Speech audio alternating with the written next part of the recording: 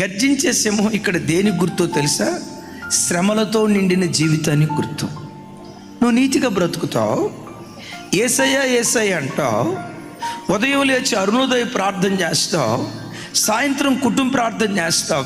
నీకు తెలిసినంత వరకు ఎక్కడ దారి తప్పిపోకుండా నికార్సైన క్రైస్తవ జీవితం జీవిస్తావు. ఈవెందో అయినా సాతాను ఏం చేస్తాడో తెలుసా? శ్రమలనే ఆయుధం ద్వారా నీ విశ్వాసాన్ని కదిలించాలని ప్రయత్నం చేస్తాడు.